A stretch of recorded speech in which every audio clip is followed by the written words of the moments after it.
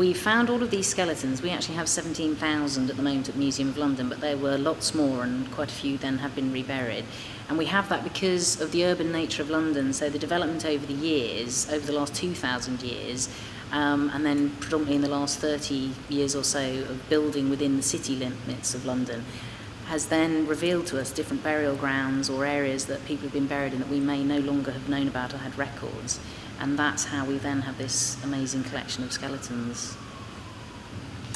This is a female skeleton, and she was found at the site, the Royal Mint, where they built the building to make the coins. And she's got a lovely green skull and green teeth from the copper. So when they made the coins, they threw away the copper waste, and that's turned her green.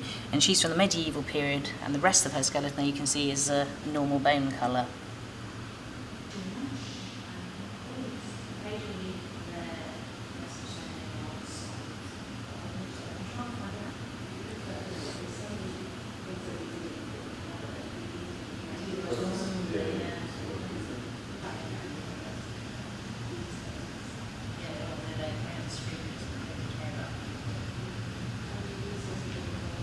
This is the skeleton of a child, aged about 11 years old, and as you can see from the skull, there's an awful lot of destruction, but this destruction is from a disease, and also along the one side here and then down onto the leg bones. And this child unfortunately suffered from congenital syphilis, and so that meant that the mother had venereal syphilis, and it was passed from mother to child.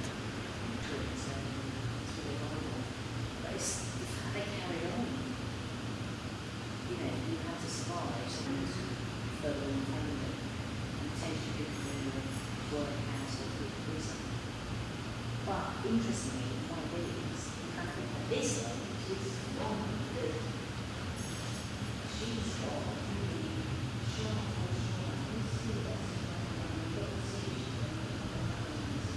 We know that in that particular time period that we'd call post-medieval, that it was of a lower socioeconomic status, and so we can then see different diseases that would have affected them, and we see an increase in things like infectious diseases like tuberculosis and syphilis, and also deficiency diseases of their diet, so particularly rickets, and that usually would indicate to us that they came from a poorer background and not such a good environment to live in.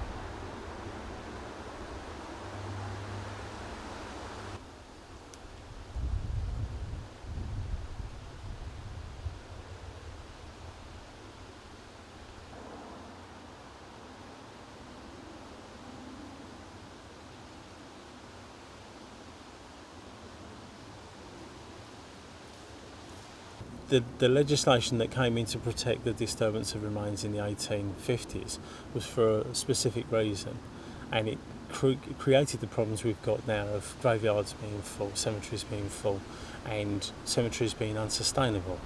Therefore, we have to move forward to reusing graves if we're going to continue to provide burial provision in the cemeteries of the outer areas of London.